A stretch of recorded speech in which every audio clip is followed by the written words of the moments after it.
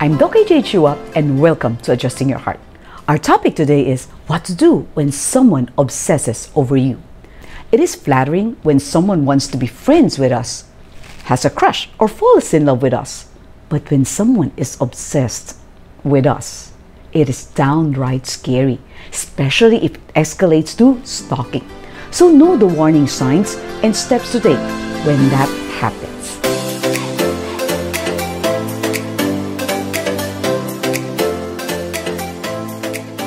My first step would be differentiate love from obsession. It is but normal for people who like or love us to want to spend time with us. But it is obsession when they want all of our time. They bombard us with calls or texts, even though we already told them that we're busy. They would get angry if we don't reply immediately. And they would tell us that we're their only friends and the only one that they care for. They would get extremely jealous of our other friends and even our relatives. They'd criticize our friends to try to isolate us from them. They'd show up uninvited at our house or even at our other social functions. Look at this poster. Is it love or obsession? Love trusts. Obsession is jealous and insecure. Love gives you freedom. Obsession wants to possess you. Love is based on reality. Obsession is based on fantasy. Love is free and wants to share. Obsession is clingy. Love gives. Obsession needs. Love wants the best for you. Obsession just wants you. You can check out our previous video if you want to find out more about jealousy. I've talked about that in our previous video entitled 5 Dating Red Flags to Watch Out For. Step number 2 is set healthy boundaries. In any relationship, there should be healthy boundaries. In friendship, that person should understand that you also have other friends that you care for and would like to spend time with. Hans and I often go out together for social functions. However, Hans sometimes go out with his friends without me, and vice versa. And when that happens, I don't keep calling him. And he also doesn't call me when I'm out with my friends. Since we started dating, Hans and I have an understanding that we might not answer each other's text immediately, especially if we're busy at work. For instance, when I'm counseling, my phone is in mute mode, so I wouldn't be able to answer immediately. I once had a female friend who started visiting me often at the office. She has a kind heart, and of course I care for her. Yet I also want her to use her time more productively and to be able to form friendship with other people. So I told her that I only want to see her twice a week, during small group and Sunday service. Though I said it in a nice way and my intentions were good, she was not happy about it. So we have to expect that when we set boundaries, the other party won't be pleased. And whether that relationship continues or not depends on how that other party responds to our requests for space. Some may threaten to harm themselves or harm us. Some may physically or verbally abuse us. In such cases, we have no choice but to cut off ties with that person. And that is step number 3. If Hans demanded that I spend all my time with him, or he keeps calling whenever I'm out with my friends, I would have broken up with him. I wouldn't want to feel suffocated or imprisoned for the rest of my life. So let me share with you my personal experience in which I had to cut off ties with a male counselee. This happened when I was only 25 years old. After counseling this person for the second time, he gave me a chocolate. Since it's not something expensive, I just accepted it as a token of appreciation.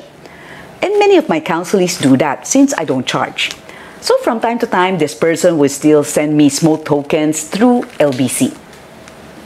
I was shocked when I received a letter. Yes, those were the times that snail mails were still the in thing because there's no internet. That was 1996. No internet, no cell phone.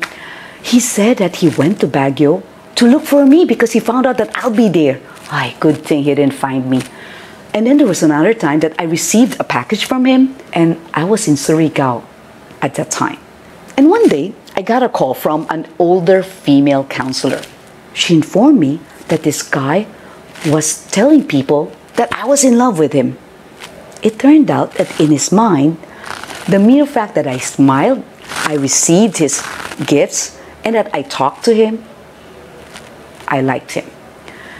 The counselor wisely instructed me not even to smile at him. So whenever I would see him from a distance, I'll just hide, I'll take a different route, and I returned his letters unopened.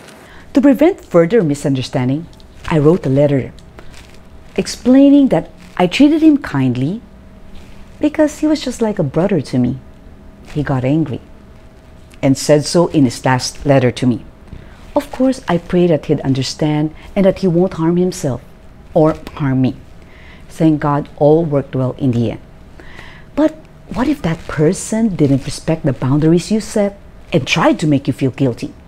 He or she will make it feel that you're a mean person, or might even threaten to harm you or harm himself or herself. Remember why you set boundaries in the first place. It's for both of you to have a healthy relationship. So if that person can't accept that, you have no choice but to cut off all ties. Your mental health is also important. So do whatever it takes to keep yourself physically and emotionally healthy. If they threaten to harm you or your family, warn your family members. You might need to have that person blotted in your barangay. And you can also inform the condo guard not to let him or her up without your permission. For your safety, especially when it comes to angry exes, carry a pepper spray. Have someone on a speed dial. Ask a friend or a sibling to serve as your bodyguard. If you have been physically harmed, go to the hospital so that you can be treated and that they would be able to document everything. Submit the evidence to the police and get an RTO, a restraining order. Ignore all his calls or texts. Block his or her number. And even from your social media accounts. If necessary, change your phone number. Change your social media accounts. And then please save all evidences of harassment. If he or she threatens to commit suicide, inform that person's family members. Encourage the family to seek help for him or her, because that person might have an attachment disorder. Without treatment, it will be difficult for that person to maintain friendships and love relationships. Also, have a written or audio recording of how you set boundaries with that person. Then you would have evidences in case that person really harmed himself or herself. There may be times that you feel pity and you want to reach out. But keep in mind that you are not the right person to help him or her. So what to do when someone obsesses over you? Step number 1 will be differentiate love from obsession. Step number 2 will be set healthy boundaries. And when those don't work, we have to go to step number 3, cut off all ties. Now I would like to thank some people who have encouraged us: BTS all over the world, Jobina Lauhao, Justina Lee, Marvin Josh Tan, Matthew C. Chung, Richard Uy, and Romel de Guzman. So if you're blessed by this video, please like, subscribe, and share it to your friends. And starting next week, we'll be starting a new series about how to conquer our fears. So next week, our topic will be how to conquer the fear of dying. Stay safe, everyone.